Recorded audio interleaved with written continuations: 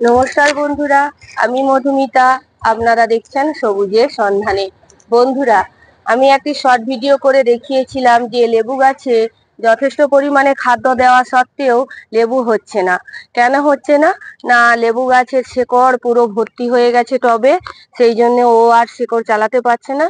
সেই জন্য লেবু গাছগুলোতে যথেষ্ট পরিমাণে লেবু পাচ্ছেন না। এখন আমি আপনাদের সামনে তুলে ধরবো আমার সেই লেবু গাছটিকে রিপোর্ট করে দেখাবো যে কিভাবে রিপোর্ট করলে আপনার গাছটি মরবে না, অথচ গাছে পরবর্তী বছরে যথেষ্ট পরিমাণে আপনারা লেবু পাবেন। ফিরে আসছি গাছটির শেকড় টেকড় ছাড়িয়ে, কারণ ভিডিওটি অনেক বড় হয়ে যাবে, সেই জন্য আপনাদের কাছে ফিরে আসছি শেকড় টেকড় ছাড়িয়ে। বন্ধুরা, যারা আপনারা আমার ভিডিও দেখেন, দেখুন আমি কত ফিডার রুটগুলোকে ছিঁড়ে বের করে দিয়েছি। এই ফিডার রুটগুলি ভর্তি হয়ে গিয়েছিল। আর এই দেখুন, এইখানে যে এই মূল শিকড়গুলো, এগুলো কিন্তু আমি নষ্ট করছি না। আর এই রুট বলটিকে আমি কিন্তু ডিস্টার্ব করছি না, এই রকমই রেখে দিয়ে এইবার এটিকে আমি এইটিকে আমি রিপোর্ট করব। আর আমার এর নিচে দেখুন, সেই যে জিরো চিপস গুলো দিয়ে আমি ড্রেনেজ সিস্টেম করেছিলাম, সেই ড্রেনেজ সিস্টেম আমি এখানেই এই বালতিতেই কিন্তু আমি আবার রিপোর্ট করব। আর এই মাটিকেই আমি কাজে লাগাবো। এর মধ্যে আমি দেখুন দেব এই যে আমার কার্বনাইজড তুষ, এবং এইখানে রয়েছে ধানের চিটা, যেটি ডিকম্পোস্ট হওয়া। আর আমি এখানে অল্প মাটি নিলাম, দেখুন মাটি নিলাম। আর এইখানে আমি কিছু জৈব কম্পোস্ট নিয়েছি, যেখানে একটু অল্প ভার্মি কম্পোস্ট ছিল, আর নিয়েছি আমি সিংকুচা হাড় গুঁড়া। এই তিনটি জিনিস দিয়েই আমি এই গাছটিকে রিপোর্ট করব। পরে তখন আমি আবার খাদ্য দিয়ে দেব। এখন যেহেতু রিপোর্ট করে দিচ্ছি এইগুলি দিয়ে বন্ধুরা, এখন আমি আর এতে এই ডরমেন্সি পিরিয়ডে যাওয়ার আগে আর কোনো খাদ্য দেব না। এইটাই এই গাছটির জন্য যথেষ্ট পরিমাণ। আমি মাঝে মাঝে এর মধ্যে তরল জৈব সার দিতে থাকবো। আপনারা দেখতে থাকুন আমি কিভাবে রিপোর্ট করছি।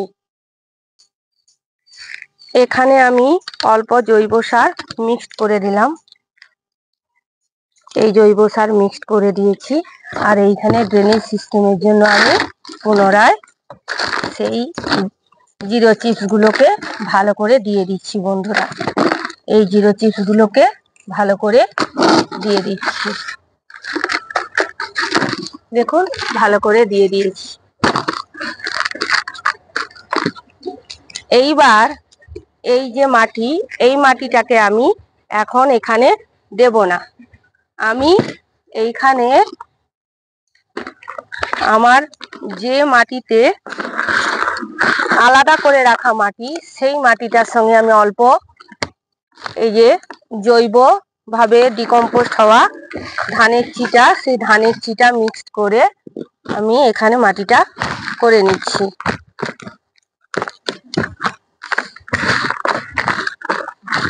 এই মাটিটিকে আমি এখানে দিয়ে দিচ্ছি,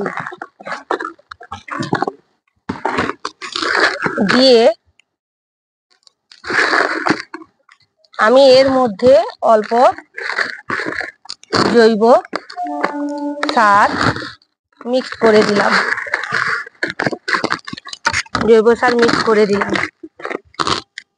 এইবার এই গাছটিকে আমি এর মধ্যে বসিয়ে দেবো। জাস্ট বসিয়ে দিলাম এইখানে। এইবার এই সারটিকে আমি এইখানে দিয়ে দিলাম। এর চেনা পরিচিত মাটি, এরই মাটি, অতএব কোনো অসুবিধা হবে না। আর যেহেতু মাটিতে কোনো জীবাণু নেই, কারণ কোনো নিমাটোডের আমি দেখতে পাইনি, সেই জন্য মাটি নিঃসন্দেহে ভালো মাটি, তাই আমি এইখানে এটাতে রিপোর্ট করে দিলাম।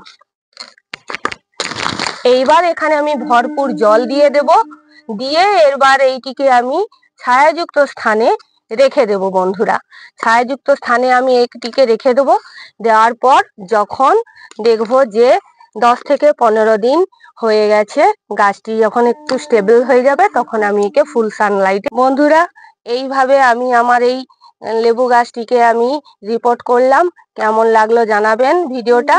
যদি আমার এই রিপোর্ট করা ভিডিওটি দেখে আপনাদের ভালো লেগে থাকে তাহলে চ্যানেলটিকে অতি অবশ্যই সাবস্ক্রাইব করবেন, লাইক করবেন, কমেন্ট করবেন এবং শেয়ার করতেও ভুলবেন না। আপনারা সবাই ভালো থাকবেন বন্ধুরা। নমস্কার।